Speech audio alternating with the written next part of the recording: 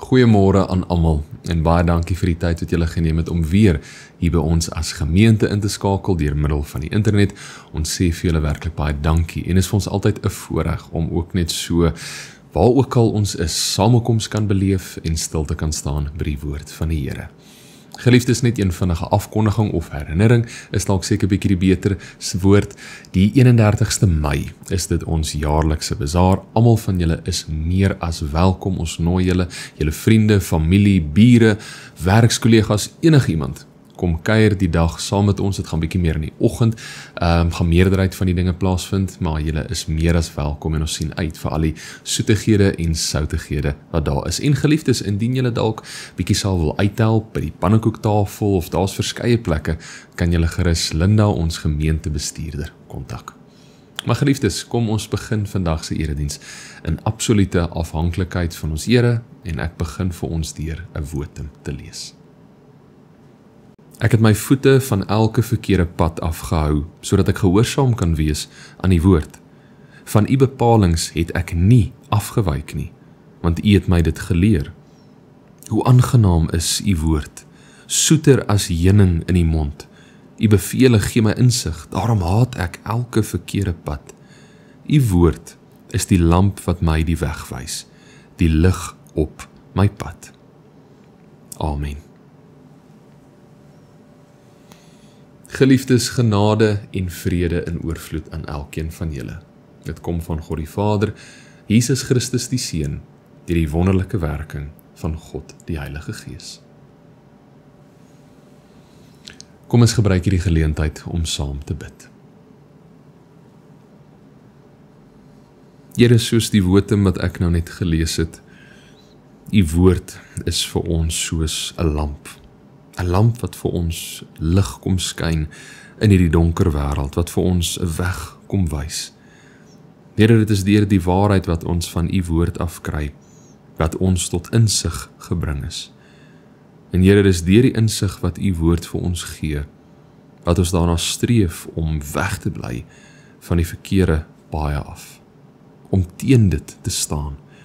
Want Here, u woord, dit is werklik soeter as heuning in die mond. Wat 'n voorreg vir ons om dit te kan ken en dan nog dit uit te leef. Here, ek vra asseblief dat u elkeen van ons die nodige krag en leiding sal gee, dat ons u woord sal soek in absoluut alles wat ons doen. Dat ons u woord sal koester en daardeur tot nuwe hoogtes in ons verhouding met u gebring kan word. Here, waar die doppe van ons oë af sal val, dat ons tot 'n dieper insig van u verhouding met ons sal beweeg.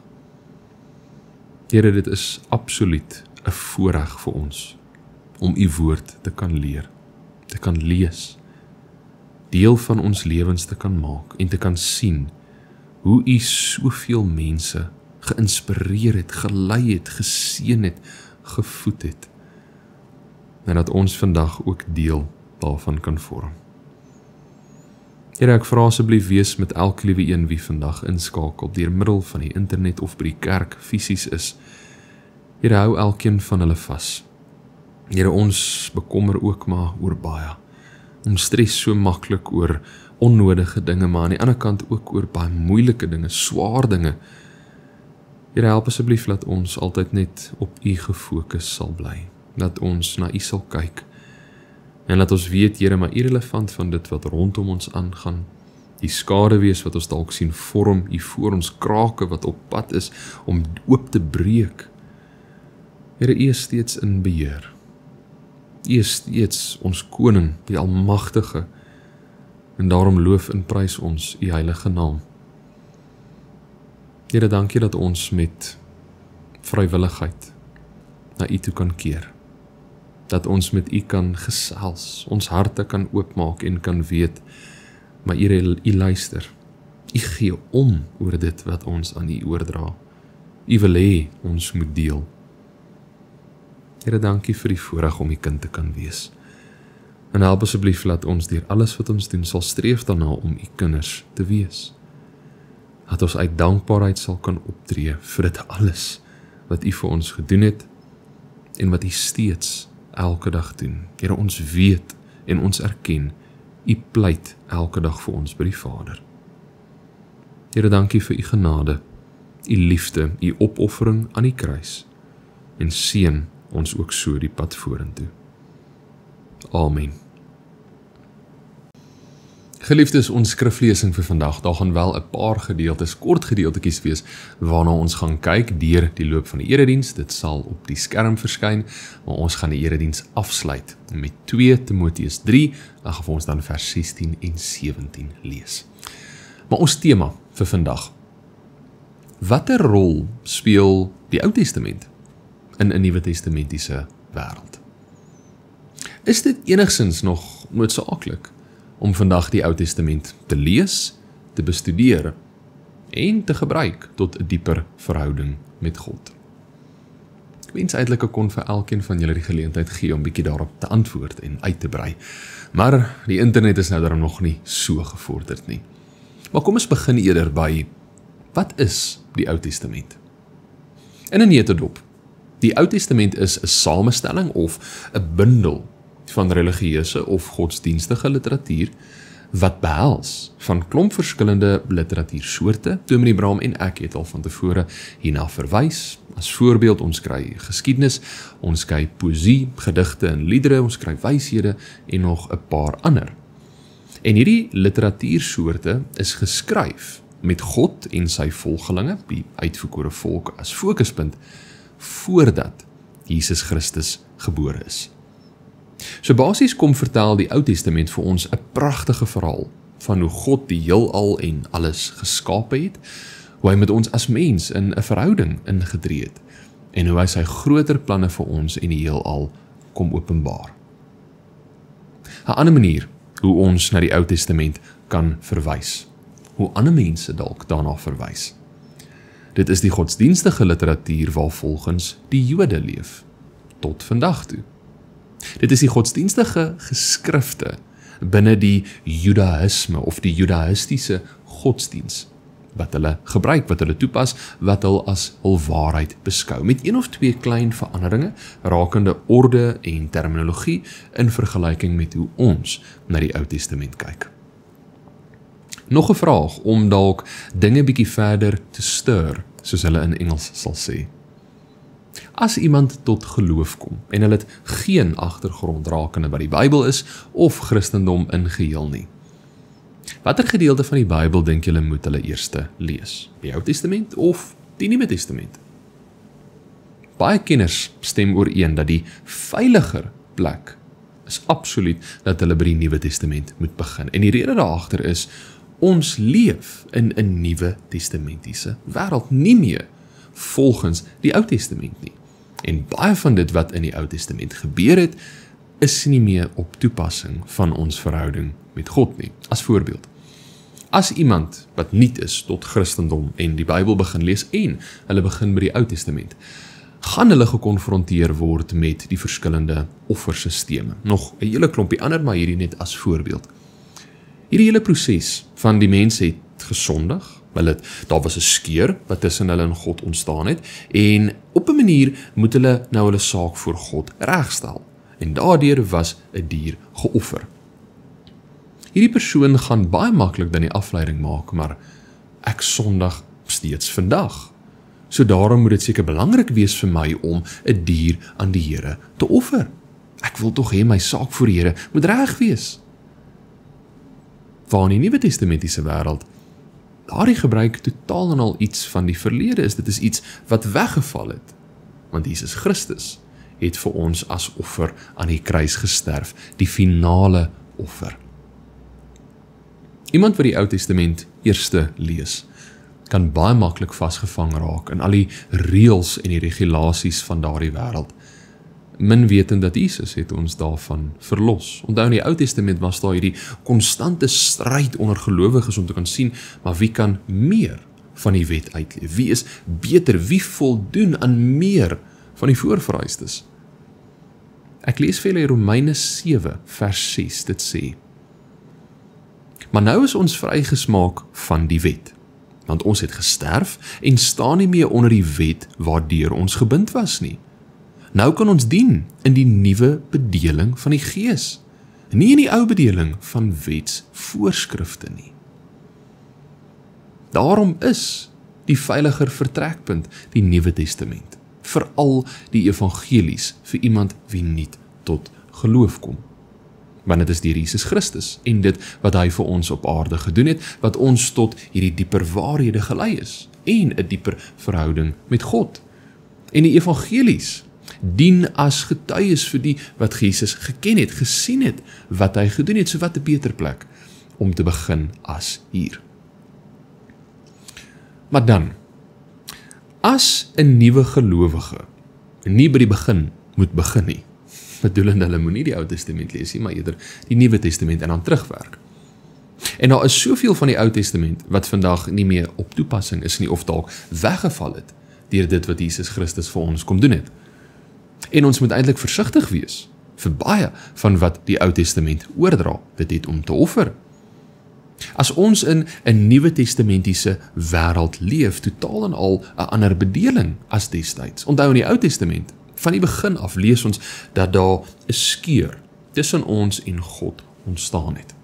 So die enigste manier wat die mens tot God kon genader het, was deur middel van tempels, en dit was eintlik maar net die profete wie 'n direkte verbintenis tot God gehad het. Vandag is ons so bevoorreg dat elkeen van ons het 'n direkte verbintenis tot God deur die Heilige Gees, wat uitgestort is en in ons kom woon het. 1 Korintiërs 3 vers 16 sê dit al te mooi: weet julle nie dat julle die tempel van God is, en dat die Gees van God in julle woon nie? So die Ou Testamentiese wêreld is verskillend. Dit is anders.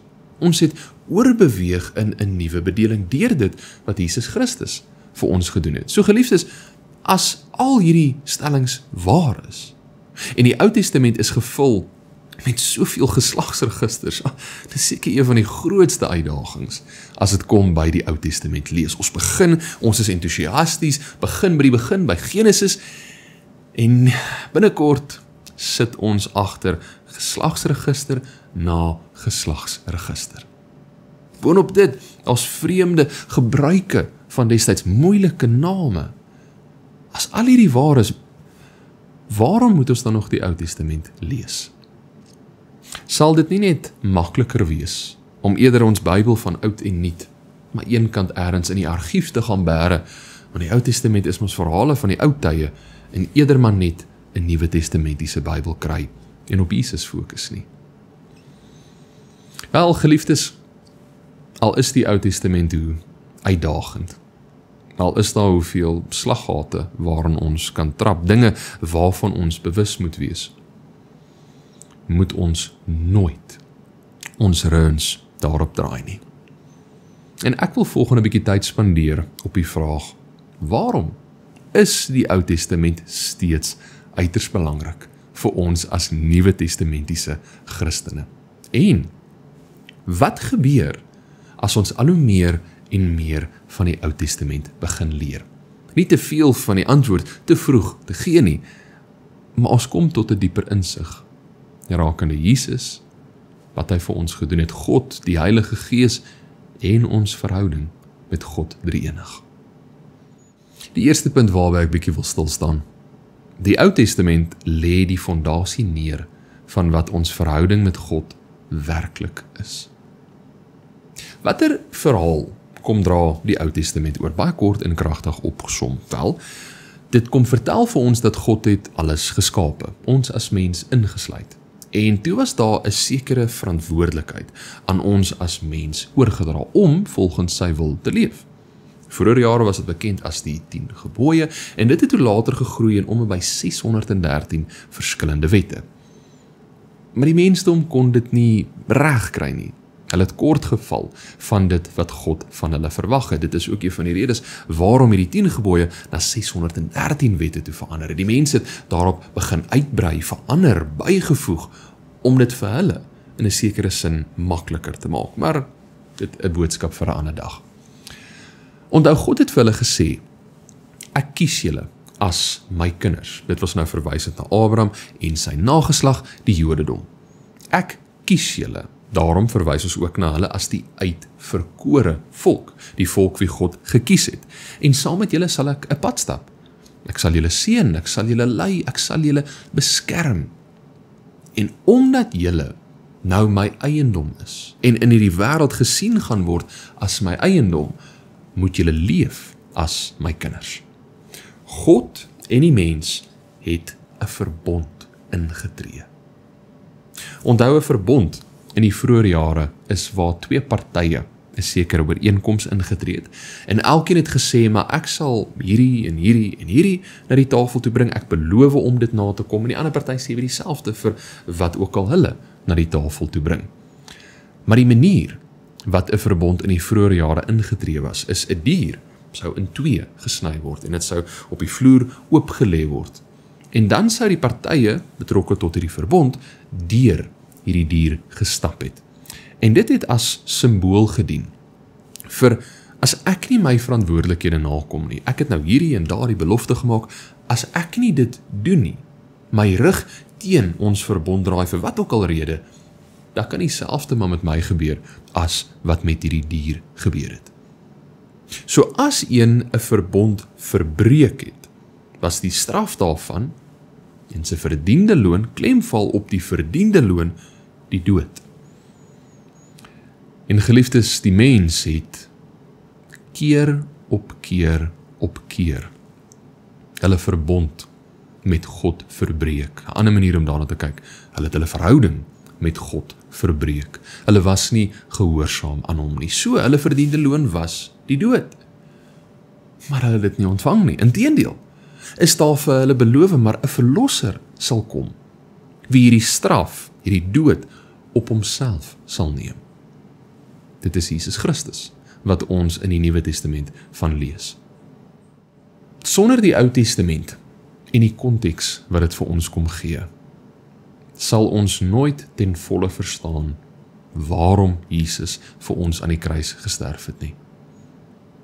Romeine 6 vers 23a sê, die loon wat die sonde gee, is die dood.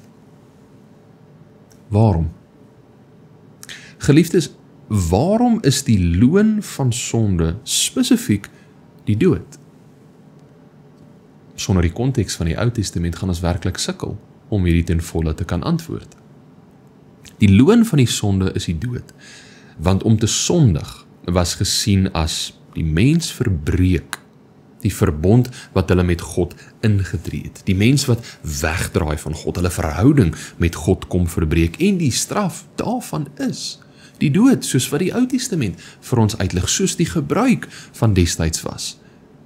Dit is hoekom Jesus gesterf het, hoekom hy aan die kruis vir ons sondes gesterf het. Jesus Christus is die antwoord op al ons vrae. Maar sonder die Ou Testament weet ons nie watter vrae om te vra nie.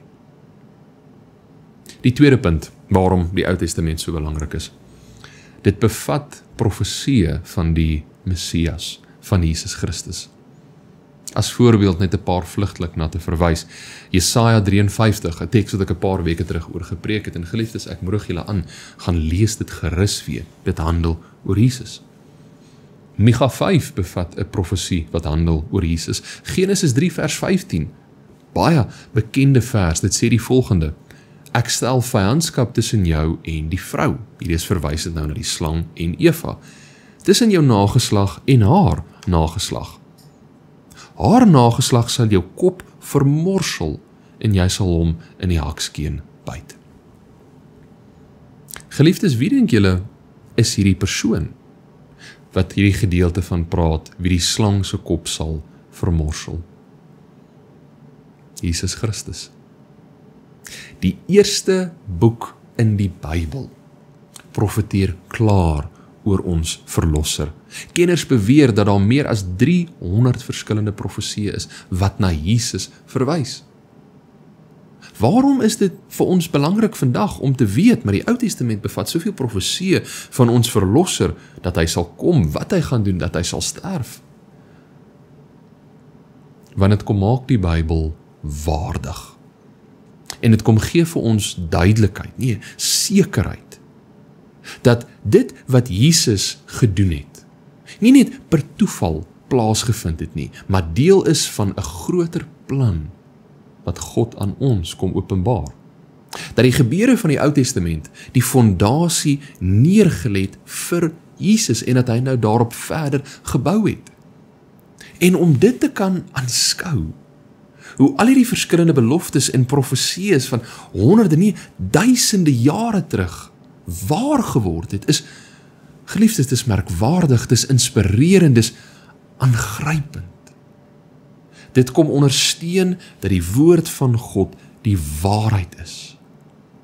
En nie net 'n storie wat iemand uit hulle duim uit gesuig het nie.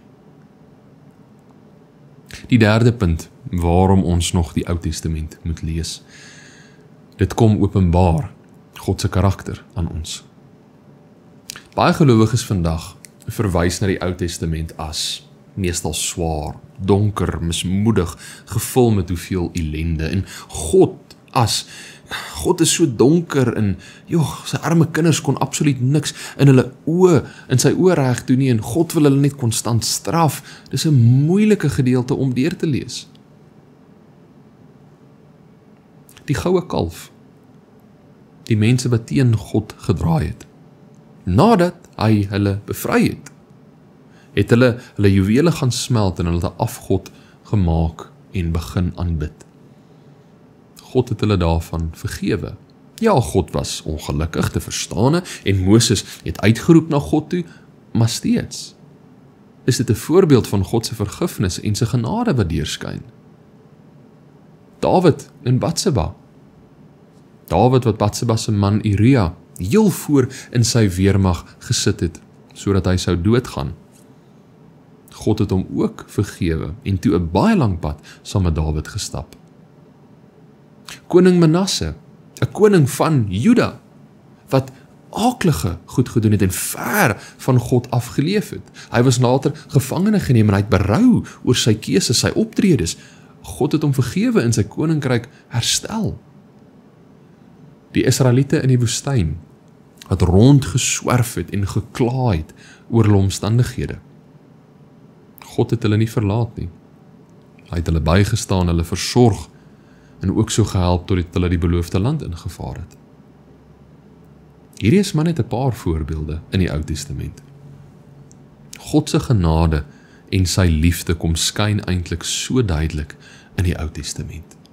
En geliefdes, ja, God is regverdig in die Ou Testament, wat baie mense verkeerdelik interpreteer as God wat wraakvol of donker of vol haat is. Maar hy het dit gedoen oor die verbond wat hulle ingetree het. God was nie haatvol en wraakvol nie. Hy het bloot van sy kinders gevra, maar ons het 'n verbond ingetree. Julle het 'n verantwoordelikheid om as my kinders te leef. Bly net asseblief by julle belofte. En al het hulle dit nie gedoen nie, was God steeds getrou. In die vroeë jare, indien iemand 'n verbond verbreek het dit beteken dat die ander party losgemaak is van enige van hulle verantwoordelikhede. God het nie 'n enkele keer teen sy verantwoordelikheid, sy beloftes teenoor sy kinders gegaan nie. Hy was altyd getrou aan dit wat hy beloof het. Die Ou Testament kom skyn lig op 'n genadige, 'n liefdevolle God wat nie sy kinders alleen gelaat het nie. Die vierde punt, waarom die Ou Testament nog belangrik is. Jesus het die Ou Testamentiese literatuur gelees en geken. En as dit vir hom belangrik is dit vir my ook belangrik. Hoeveel keer dink julle het Jesus die Ou Testament aangehaal of vlugtelik daarna verwys? En met Ou Testament bedoel ek nou die Ou Testamentiese literatuur. Die Ou Testament soos wat ons dit vandag ken, was destyds nog nie as 'n bundel beskikbaar vir almal om van te lees nie. Kenners beweer dat Jesus om en by 70 keer die Ou Testamentiese literatuur aangehaal het en meer as 100 keer daarna verwys het. Nou, waarom sou Jesus dit gedoen het? Eerstens, om 'n kontinuïteit oor te dra tussen God en wat Jesus verkondig het. Jesus het nie 'n nuwe godsdiens probeer vasstel nie. Hy het God se beloftes en dit wat al hoeveel jare voor hom gesê was, het hy kom vervul. Deur Jesus wat na die Ou Testament verwys, het hy dit baie duidelik gemaak, maar ek doen God se werk. Ek is besig om sy wil bekend te maak, daarop te bou. Matteus 5 vers 17 is vir my baie mooi voorbeeld hiervan. Ek lees vir julle. Moenie dink dat ek gekom het om die wet van die profete ongeldig te maak nie. Ek het nie gekom om hulle ongeldig te maak nie, maar om hulle volle betekenis te laat kry. Tweedens, deur Jesus wat die Ou Testament as basis of vertrekpunt gebruik, het dit 'n sekere autoriteit geskep binne hom vir die verskillende gemeenskappe. Bedoelende, mense kon sien, maar Jesus is nie net 'n wild vreemdeling wat wild vreemde dinge kwytraak en probeer verkondig nie, nee. Dit wat hy sê is ooreenstemmend met wat God en die profete gesê het. Daarom is dit wat Jesus verkondig belangrik en waardig. Daar is autoriteit daar en die mense het na hom geluister. Baie kere as Jesus met die skrifgeleerde Sadduseërs en Fariseërs gestry het, het hy vir hulle gesê, maar daar staan geskrywe. Bedoelende, in hierdie gestryery wat hulle gehad het, het Jesus gesê, maar daar staan geskrywe, hierdie en daardie. Wat beteken, dit wat hy sê, bou op die fondasie wat God neergelê het, en dit wat hulle besig is om kwyt te raak, stem nie daarmee ooreen nie. En die derde rede waarom Jesus die Ou Testamentiese literatuur gebruik het. Hy het dit gebruik om mense te leer, om hulle die dieper waarhede van God te leer, misverstande reg te stel waar volgens hulle dalk geleef het, en die gelowige gemeenskappe te lei tot 'n dieper verhouding met God. As voorbeeld Matteus 5 vers 43 tot 44. Julle het gehoor dat daar gesê is, jou naaste moet jy lief hê en jou vyand moet jy haat, maar ek sê vir julle, julle moet julle vyande lief hê en julle moet bid vir die wat julle vervolg. Jesus gebruik die Ou Testamentiese literatuur, spesifiek verwysend hier na Levitikus 19 vers 18. Dit waarmee hulle gemaklik was, dit wat hulle geken het, om 'n misverstand reg te stel en vir hulle uit te wys hoe hulle veronderstel was om te leef as God se kinders. Die 5de en die laaste punt. Die Ou Testament, saam met die Nuwe Testament, is die lewende woord van God, wat deur God geïnspireer is. Ek lees vir julle 2 Timoteus 3, vers 16 tot 17. Die hele skrif is deur God geïnspireer en het groot waarde om in die waarheid te onderrig, dwaling te bestry, verkeerdhede reg te stel en 'n regte lewenswyse te kweek, sodat die man wat in diens van God staan, volkome voorberei en toegerus sal wees vir elke goeie werk. Geliefdes, ek wil dit graag weer lees. Die hele skrif, verwysend na die Ou en die Nuwe Testamentiese literatuur, is deur God geïnspireer en het groot waarde om in die waarheid te onderrig, dwaling te bestry, verkeerdhede reg te stel en boonop dit alles 'n regte lewenswyse te kweek, sodat die wat in diens van God staan, volkome voorberei en toegerus sal wees vir elke goeie werk. Geliefdes, ek sluit af. Moenie die Ou Testament onderskat nie. Moenie dit as een of ander stokou vergete stories beskou nie. Dit is kragtig, dit is inspirerend, dit is lewensveranderend. Maak dit deel van julle alledaagse verhouding met God. Vind God en wat Jesus werklik vir ons gedoen het daarin. Laat die Ou Testamentiese literatuur vir julle lig kom skyn op die dieper, komplekse situasies en beginsels van die Nuwe Testament. En laat dit julle lei tot 'n dieper, Bybelgesentreerde verhouding met God. Die volgende keer wanneer julle die Ou Testament wil lees, of dalk besin of julle dit moet of nie moet doen nie, Sien die volgende beeld. As ons op 'n swaai gaan sit en ons het ons plekke nou ingeneem en ons is reg, wat is die eerste ding wat ons doen? Ons beweeg agtertoe. En hoe verder terug ons stoot, hoe verder vorentoe sal ons kan gaan. Presies dieselfde met die Ou Testament. Amen. Ek gee 'n oomblik van stilte.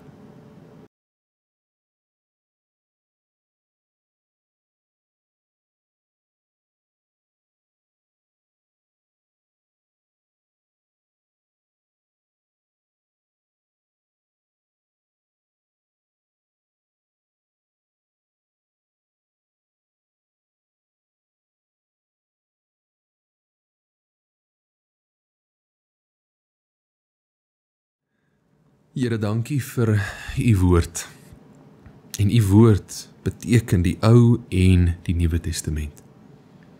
Dankie dat ons daardeur al hoe meer en meer van u kan leer. Waarhede wat voor ons oë oopgemaak word. Riglyne wat uitgewys word van hoe ons as u kinders moet leef. En dat ons net tot 'n dieper verhouding met u daardeur kan leef.